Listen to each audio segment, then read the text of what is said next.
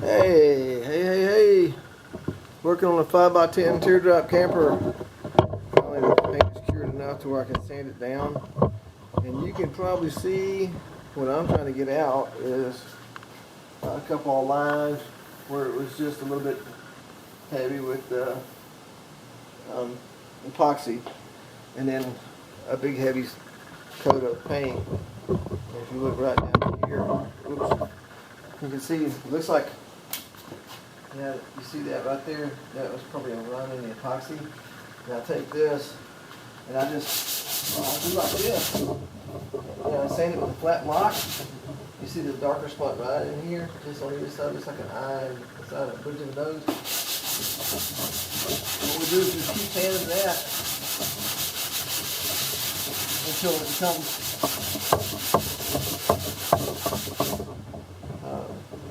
like this. You don't see any shiny spots, except like that little shiny pit right there. And that's where a staple was, but I can put some filler in there. If I were going to spray this, I would continue with the 80 until I get the whole front of it knocked out, and then what's black on the roof, get that knocked down. And I'll come back with like a 320, and I would thin my paint out. Not a lot, but I would thin out my paint a little bit, and then put my first coat on, let that dry real well, and then come back, and then you know, there's formulas for, depending on which kind of tape, which kind of paint you use, how much to thin it out for what kind of finish you want. But I'm not going to spray it, because I think in the long run, if somebody buys this trailer, it's more appealing to them that they don't have to get a sprayer and learn how to spray and get a compressor and learn how to use a compressor to touch it up. Whereas with this, you can just get a nice quality roller, dip the paint in there and roll it out. You can see right in here, that's little spots of Bondo. If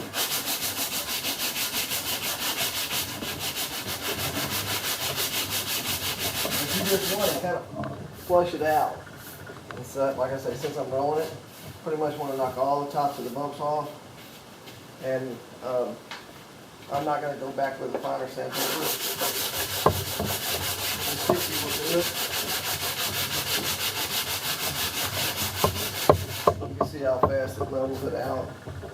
And you can see right here, all these spots like this, that's Bondo where I filled in the nail holes, the staple holes. And you don't need much. You just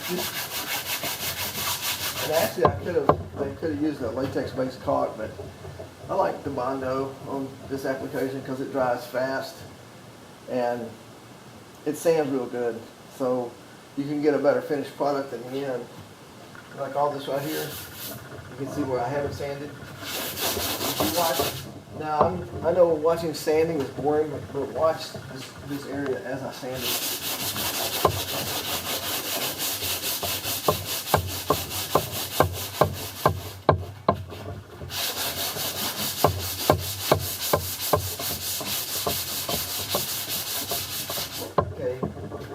Okay, you can see right there, it's still dark where it's kind of flat looking around here. That means this is a low spot. But you can't get it perfect because this is just plywood, real thin plywood. So figure out what you can live with, what you can't live with. And then like this, you can probably zero in on the spot instead of sanding with the block with long strokes. Use some short strokes and you can clean that up.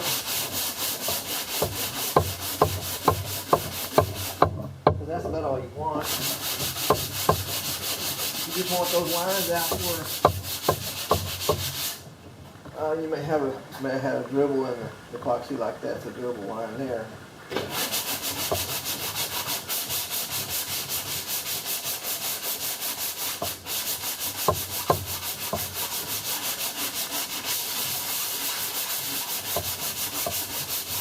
And I'll bet you $1. I'm making some paint and body guy cringe right now. Probably looking at me, oh man, remember I'm going to paint this with a roller.